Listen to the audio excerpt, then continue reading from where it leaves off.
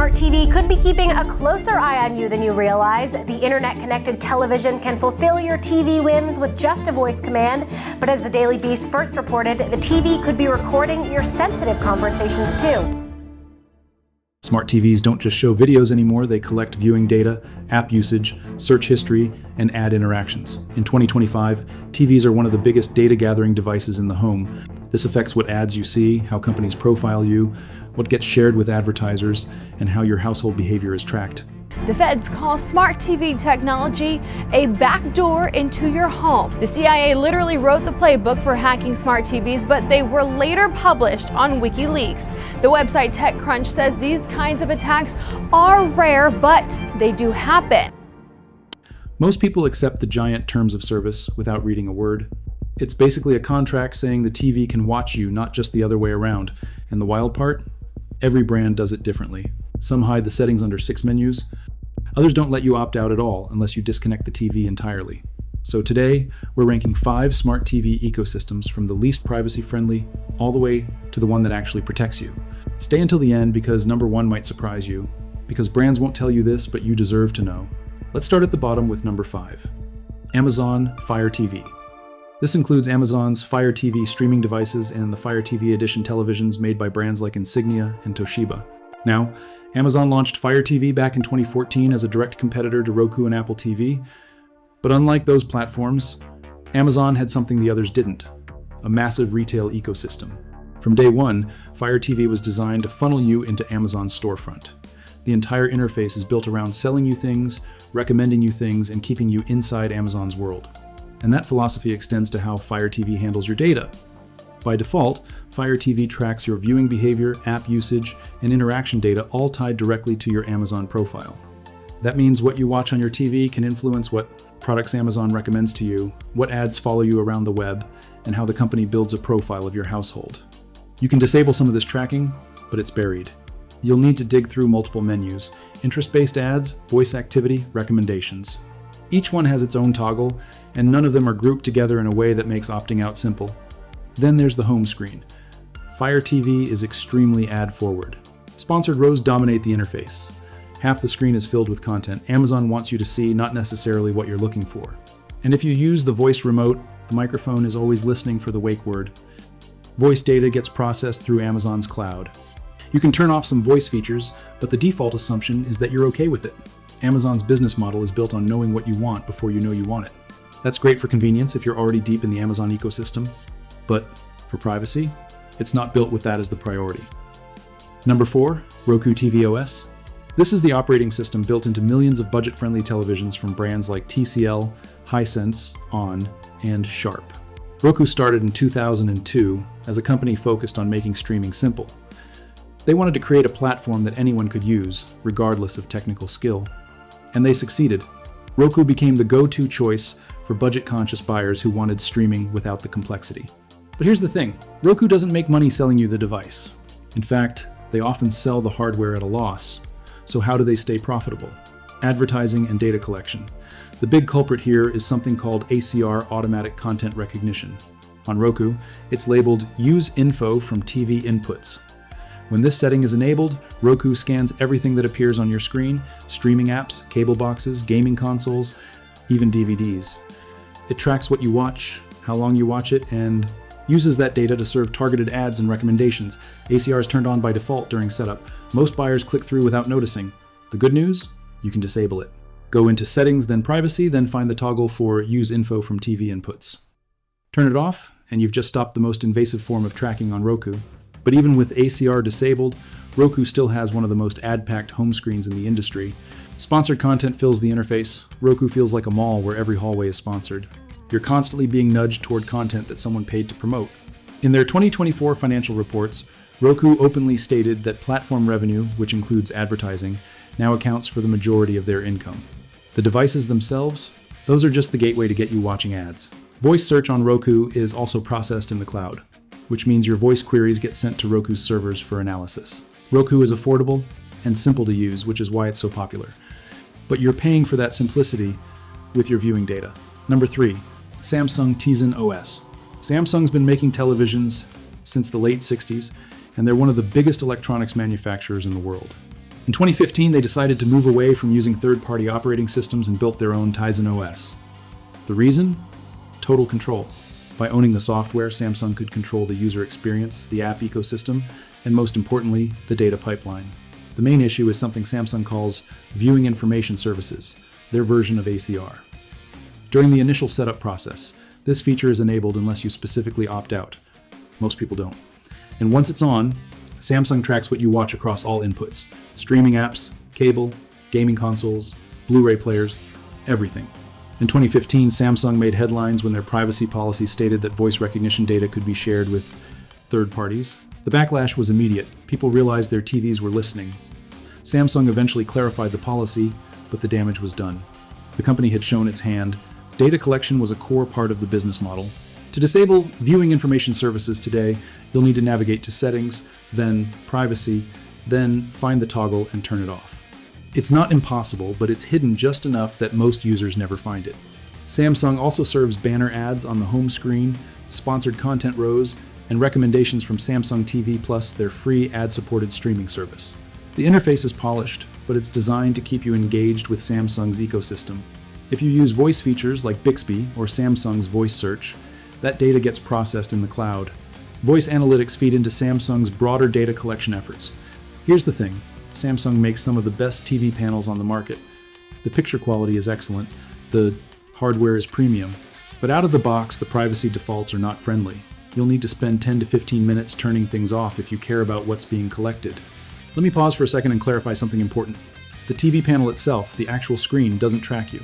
It's just glass and pixels.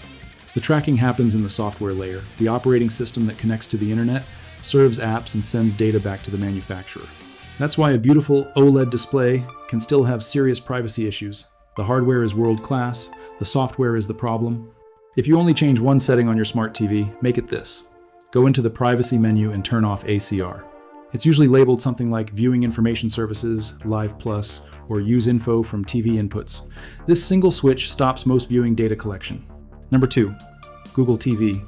This is the operating system found on newer Sony TVs as well as select models from Hisense and TCL. Google has been in the living room for over a decade. First with Google TV in 2010, then with Android TV in 2014, and now with the revamped Google TV platform that launched in 2020. Each iteration has been an attempt to balance personalization with user experience. And here's the reality, Google is an advertising company. Their entire business model is built on collecting data to serve relevant ads. They're upfront about it, they don't hide it. And that transparency, oddly enough, is what makes Google TV better than most of the competition. Out of the box, Google TV collects app usage and viewing habits for personalized recommendations and ads. But here's the key difference. Google gives you clear, accessible toggles to turn most of it off. You can disable ad personalization, web and app activity, and voice and audio activity. These settings are organized in a way that makes sense. You don't need to hunt through 6 submenus to find them.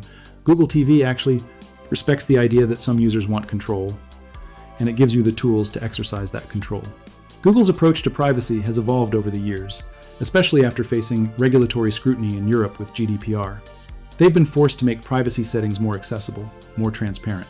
And while Google TV still collects data by default, it's one of the few platforms where opting out doesn't feel like you're defusing a bomb. The home screen still has some sponsored content rows, but it's lighter than Fire TV or Roku. The interface feels less cluttered, less pushy. If you use Google Assistant, the voice features are listening for commands. But you can turn off voice history entirely, and you can choose whether Google stores your voice data for analysis.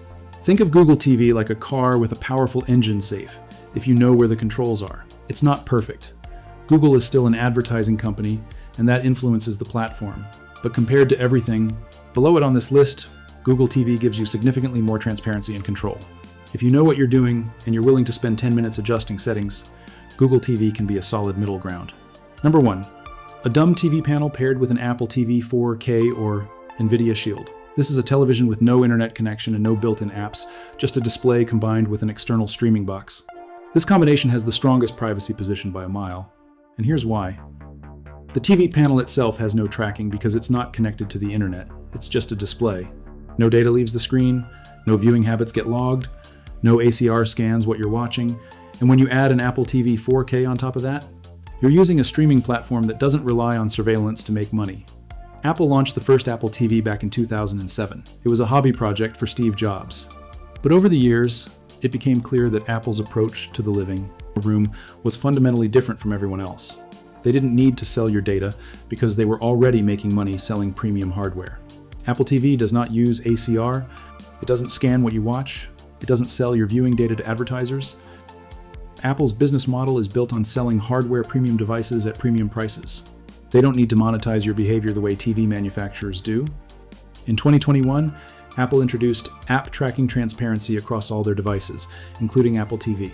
This feature requires apps to ask permission before tracking you. It was a massive shift in the industry, and it reflected Apple's broader privacy philosophy. Your data belongs to you, not them. You can disable ad tracking with a single toggle called Limit Ad Tracking. You can turn off share play activity so your viewing history stays private. App permissions are granular and easy to manage. The home screen is clean, no banner ads, no sponsored rows, just the apps you've installed and the content you want to access. If you use Siri, you can disable it entirely or set it to manual activation only. Voice data doesn't feed into a broader advertising profile. Here's the reason big TV brands can't match this setup. TV manufacturers in 2025 rely heavily on ads and data to make a profit. They sell the TV at a low margin, sometimes even at a loss, and make the money back by serving ads and selling viewing data to third parties. Apple and Nvidia don't operate that way. They profit from hardware, not surveillance. This setup is ideal for seniors, privacy-focused buyers, and anyone who wants a simple, safe experience without constantly worrying about what's being tracked. You can find a high-quality dumb TV or a commercial display panel from brands that don't include built-in streaming software. Pair it with an Apple TV 4K, and you've just built the most private smart TV experience available in 2025. It's not the cheapest option, but it's the safest. And if privacy actually matters to you, it's worth the extra cost. Smart TVs became data platforms first and televisions second. The primary function of a modern smart TV isn't to show you great picture quality. It's to collect data, serve ads, and keep you inside a walled ecosystem where the manufacturer controls what you see and how you see it. That's why the privacy settings are buried. That's why ACR is on by default. That's why opting out requires knowledge most people don't have. TV manufacturers know that the average buyer won't dig through the menus. They won't read the privacy policy. They'll click agree during setup and never think about it again. And that's exactly what these companies are counting on. But you don't have to accept it. Look, smart TVs in 2025 quietly collect viewing data, voice interactions, app activity, and ad behavior unless you manually turn it off. You don't need to be a tech expert, you just need to know what to look for. Here's your buyer checklist. Turn off ACR, look for settings labeled Viewing Information Services, Live Plus, or use info from TV inputs. Disable it immediately. Disable personalized ads. Find the ad settings in your TV's privacy menu and opt out of ad personalization. Limit voice features. Turn off always listening microphones, or switch voice activation to manual only. Don't connect the TV's built-in OS to Wi-Fi if you're using a streaming box. If you're using an Apple TV, Roku, or Nvidia Shield, there's no reason for the TV itself to be online. Review app permissions. Some smart TVs ask for access to your microphone, camera, or location. Deny anything that isn't essential. You don't have to panic. You just need to know the right settings. And once you turn them off, your living room stays your business. If you're buying a new TV in 2025, the safest option is to skip the smart TV entirely. Buy a high-quality display panel with no built-in apps, pair it with an Apple TV, 4K, or Nvidia Shield, and you've just eliminated the vast majority of privacy risks. If you already own a smart TV, spend 15 minutes in the privacy settings, turn off ACR, disable ad personalization, limit voice features. Those 3 steps alone will drastically reduce how much data your TV collects. And if you're helping a parent, grandparent, or friend set up a TV, do them a favor. Walk them through these settings. Most people have no idea this tracking is even happening. Privacy shouldn't be complicated. But in 2025, it requires a little effort. If this video helped you feel a little safer about the TV in your living room, hit subscribe and I'll see you in the next one.